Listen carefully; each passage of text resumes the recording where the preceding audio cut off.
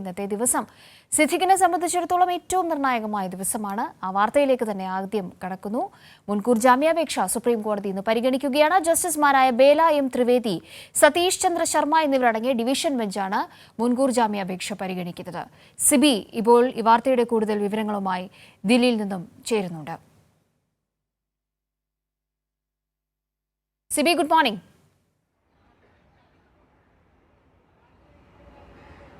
Kavya, good morning. വലിയ നിർണായകമായ ദിവസം എന്ന് തന്നെ പറയേണ്ടി വരും. ഒരുപക്ഷെ ഇന്നത്തെ ഒരു ദിവസം സുപ്രീം കോടതിയുടെ തീരുമാനത്തിനനുസരിച്ചായിരിക്കാം ഇനിയിപ്പോൾ തുടർ തീരുമാനങ്ങളൊക്കെയും സിദ്ദിഖിന്റെ ഭാഗത്തു നിന്നുണ്ടാകുക. അതിനപ്പുറത്തേക്ക് അന്വേഷണ സംഘം അടുത്ത ചുവട് വയ്ക്കുന്നതും ഇപ്പോൾ സിദ്ദിഖിനെ കണ്ടെത്താനുള്ള തീവ്രമായ അന്വേഷണം പല ഭാഗങ്ങളിലായി പുരോഗമിക്കുന്നുണ്ട്. ലുക്കൌട്ട് നോട്ടീസൊക്കെ എത്രയോ ദിവസങ്ങൾക്ക് മുൻപ് തന്നെ പുറപ്പെടുവിച്ചിട്ടുണ്ട്. ആ ഒരു പശ്ചാത്തലത്തിൽ കൂടിയാണ് ഈ കേസ് ഇന്ന് പരിഗണനയ്ക്ക് വരുന്നത്.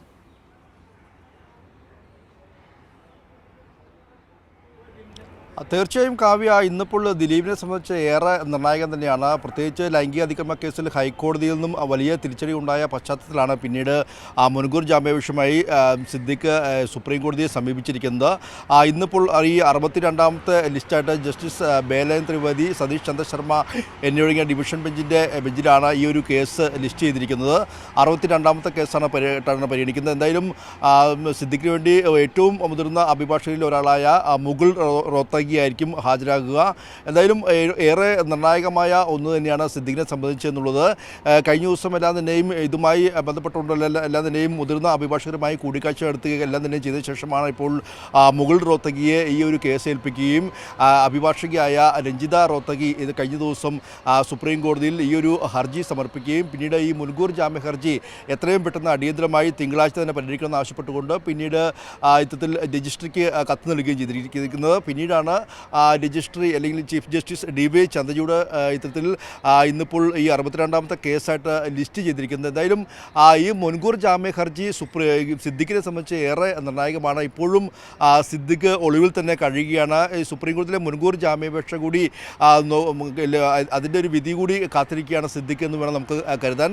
എന്തായാലും സിദ്ദിഖിൻ്റെ മകൻ ഇന്നലെ ദില്ലിയിൽ എത്തിയിട്ടുണ്ട്. ഇന്നലെ മകൻ മാധ്യമങ്ങളെല്ലാം തന്നെയും പറഞ്ഞത് പോലീസ് തൻ്റെയും തൻ്റെ സുഹൃത്തുക്കളെല്ലാം തന്നെയും ഭീഷണിപ്പെടുത്തുന്നു. സിദ്ദിഖിന് വേണ്ടിയെല്ലാം തന്നെയും അന്വേഷണം ഊർജിതമാക്കുമ്പോൾ അതിൻ്റെ ഭാഗമായിട്ട് തൻ്റെ സുഹൃത്തുക്കളെല്ലാം അടക്കമെല്ലാം തന്നെയും വിളിച്ച് ഭീഷണിപ്പെടുത്തുന്നു എന്നെല്ലാം തന്നെയും ആരോപണം ഉന്നയിക്കുകയും ചെയ്യുന്നുണ്ട് ഇതിൽ സിദ്ദിഖിൻ്റെ മകൻ. എന്തായാലും അതോടൊപ്പം തന്നെ സംസ്ഥാന സർക്കാരും അതോടൊപ്പം തന്നെ അതിജീവിതയും പൊതുപ്രവർത്തകനായ നവാസ് പായിച്ചറെല്ലാം തന്നെയും മറ്റൊരു തടസ്സ ഹർജി കൂടി സുപ്രീം കോടതി നൽകിയിട്ടുണ്ട്. പ്രധാനമായും സംസ്ഥാന സർക്കാർ ഈ സിദ്ദിഖിൻ്റെ മുൻകൂർ ജാമ്യാപേക്ഷ വളരെ ശക്തമായ രീതിയിൽ എതിർക്കാൻ തന്നെയാണ് തീരുമാനം.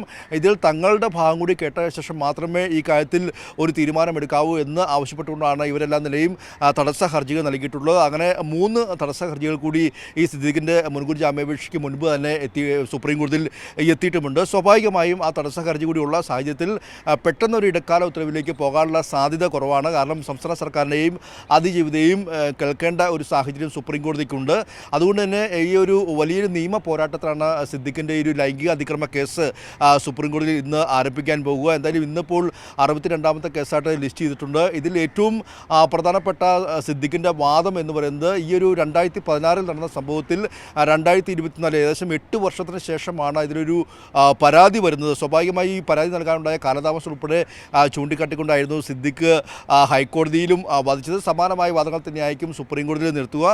മാത്രമല്ല തനിക്കൊരു ക്രിമിനൽ പശ്ചാത്തലമില്ല, താൻ ഏത് അന്വേഷണവുമായും സഹകരിക്കാൻ തയ്യാറാണ്, തന്നെ കസ്റ്റഡിയിൽ ചോദ്യം ചെയ്യേണ്ട ആവശ്യമില്ല തുടങ്ങിയുള്ള വാദങ്ങളെല്ലാം തന്നെയും ഇവിടെയും നിർത്തുകയും ചെയ്യും. അതുകൂടാതെ ഹൈക്കോടതി വിധിയിലുണ്ടായ ചില അപാകതകൾ എല്ലാം തന്നെയും ചൂണ്ടിക്കാട്ടിക്കൊണ്ടായിരിക്കും സുപ്രീം കോടതിയിൽ ഇത്തരത്തിൽ മുകുൾ റോത്തഗി സിദ്ദിഖിന് വേണ്ടി വാദിക്കുക. എന്തായാലും ഇന്നിപ്പോൾ ഈ ഒരു കേസ് പരിഗണനയിൽ വരികയാണ്. അതേസമയം തന്നെ സംസ്ഥാന സർക്കാരിന് വേണ്ടി മുൻ അറ്റോർണി ജനറലായ രഞ്ജിത് കുമാർ ആയിരിക്കും ഹാജരാകുക എന്നുള്ളതാണ് നമുക്ക് ലഭിക്കുന്ന വിവരം. അതുകൂടാതെ മറ്റേതെങ്കിലും സീനിയർ വനിതാ അഭിഭാഷകരും ഉണ്ടാകുമോ എന്ന കാര്യത്തിലെല്ലാം നിലയും നമുക്ക് അറിയേണ്ടതുണ്ട്. എന്തായാലും ശക്തമായി സിദ്ദിഖിൻ്റെ മുൻകൂർ ജാമ്യാപേക്ഷയെ എതിർക്കാൻ തന്നെയാണ് സംസ്ഥാന സർക്കാരിൻ്റെ തീരുമാനവും. അതോടൊപ്പം തന്നെ അതിജീവിതയും കഴിഞ്ഞ ദിവസം തന്നെ സുപ്രീം കോടതിയിൽ തടസ്സ ഹർജി തൻ്റെ ഭാഗം കൂടി കേൾക്കണമെന്ന് ആവശ്യപ്പെട്ടുകൊണ്ട് തടസ്സ ഹർജി നൽകുകയും ചെയ്തിരുന്നു. അതുകൂടാതെയാണ് ഇന്നലെ മറ്റൊരു പൊതുപ്രവർത്തനായ നവാസ് പായിച്ചറയും ഇത്തരത്തിലൊരു തടസ്സ ഹർജി നൽകിയിരിക്കുന്നത്. അങ്ങനെ 3 തടസ്സ ഹർജികൾ കൂടി ഈ ഒരു കേസിലുണ്ട്. എന്തായാലും സിദ്ദിഖിനെ സംബന്ധിച്ച് ഈ ഒരു കേസ് ഏറെ നിർണായകമാണ്. സിദ്ദിഖ് ഇപ്പോഴും ഒളിവിൽ തന്നെയാണുള്ളത്. ഈ ഒരു മുൻകൂർ ജാമ്യാപേക്ഷയിൽ ഏത് രീതിക്കായിരിക്കും വിധി വരിക, അതിനുശേഷം ഈ വിധി തിരിച്ചടിയായാൽ ഒരുപക്ഷെ സിദ്ദിഖ് കീഴടങ്ങുമോ, അതല്ലെങ്കിൽ പോലീസ് ഇപ്പോൾ തന്നെ ലുക്കൗട്ട് നോട്ടീസ് എല്ലാം തന്നെ പുറപ്പെടുവിച്ചുകൊണ്ട് വലിയ രീതിയിൽ അന്വേഷണം മുന്നോട്ട് പോവുകയാണ്. അതിൻ്റെ തന്നെ ഏറ്റവും വലിയ തെളിവാണ് സിദ്ദിഖിൻ്റെ മകൻ കഴിഞ്ഞ ദിവസം പോലീസിനെതിരെ ആരോപണം ഉന്നയിക്കുകയും തൻ്റെ സുഹൃത്തുക്കളടക്കമെല്ലാം നിലയും ഭീഷണിപ്പെടുത്തുമെന്ന് ആരോപണം ഉന്നയിച്ചിരിക്കുന്നത്. എന്തായാലും സിദ്ദിഖിനുള്ള തെരച്ചിലെല്ലാം നിലയും പോലീസും അന്വേഷണം ഊർജിതമായി മുന്നോട്ട് പോകുന്നു. അതേസമയം തന്നെ സിദ്ദിഖ് ഒളിവിൽ നിന്നുകൊണ്ട് തന്നെ ഈ ഒരു ജാമ്യ ഹർജി ഇനി ഏത് രീതിക്കാകുമെന്നുള്ള ഒരു കാര്യങ്ങൾ നോക്കിക്കാണുകയായിരിക്കാം ഒരുപക്ഷെ. എന്തായാലും ഇന്നിപ്പോൾ സിദ്ദിഖിനെ സംബന്ധിച്ച് ഈ ഒരു മുൻകൂർ ജാമ്യാപേക്ഷ സുപ്രീം കോടതിയിൽ ഏറെ നിർണായകം തന്നെയാണ്. ഇന്നിപ്പോൾ 62ാമത്തെ ലിസ്റ്റായിട്ട് ഡിവിഷൻ ബെഞ്ച് ഇത് പരിഗണിക്കുകയും ചെയ്യും. കാവ്യ. ശരി, സിബി.